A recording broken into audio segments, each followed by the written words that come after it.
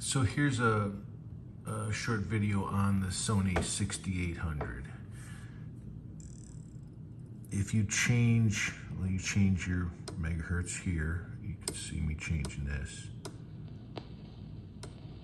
I'm coming into the pre-selector now, so the volume's gonna come up down here, but I just want to show you the freakiness of this switch. So that's 0, now when there's 10, you see that? It gets a little weird, and then sometimes it has to settle down. So if you move this switch,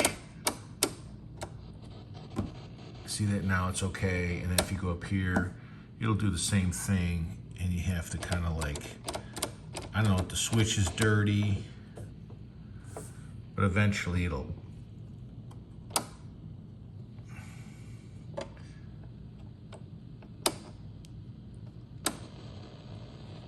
there, that one's fine, that one's fine, that one's fine, that one still needs to settle in a little bit.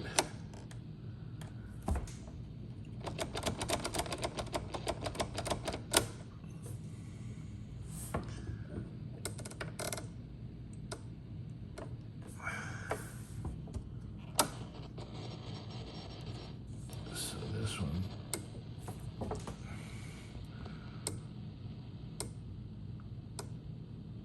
let's see that one.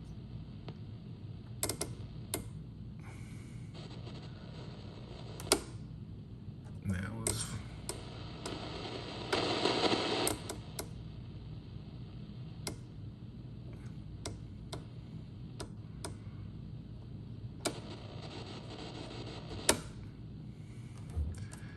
this one, see, this is the one that never gets used, right? I never go above usually 15 megahertz range, you know, maybe up to 16 or something like that. I never listen to anything above that. So this never gets used up here. So it's probably just dirty.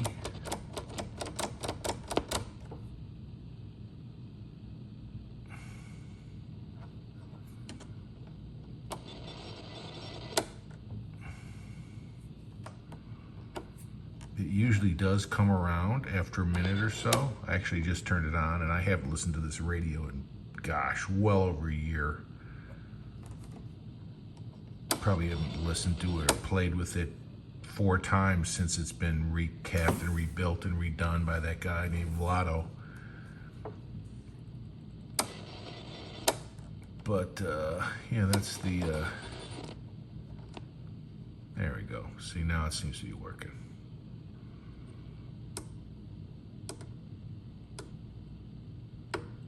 Nine,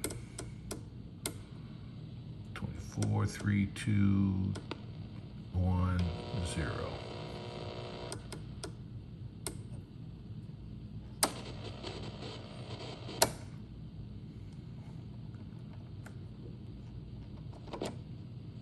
There we go. So it gets weird on you.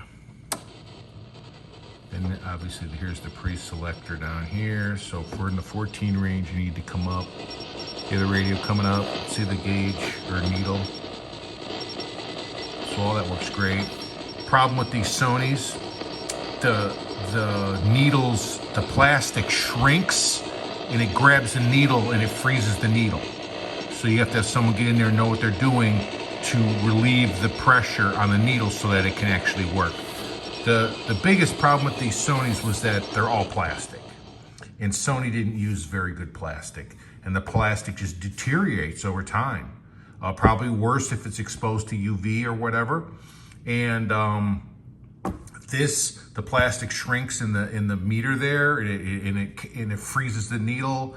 Other places, you know, I don't know, that maybe the switch that they use here is not the best quality, and you know, I mean, I've never had to clean the switches or controls on my Watkins Johnson or any of my Harris or, you know, my Rode Schwartz, okay? None of those never needed the switches cleaned. Before I sent this to Vlado, you know, these switches were so crackly, all of them, okay? It was terrible.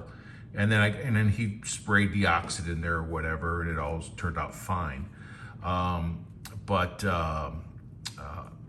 yeah, I mean, everything works.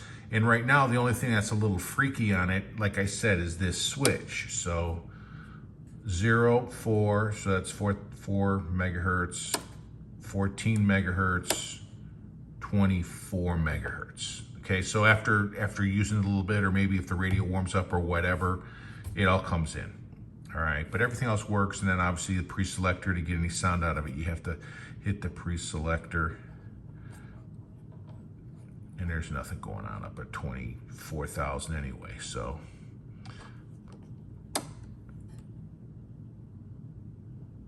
I don't have the volume up.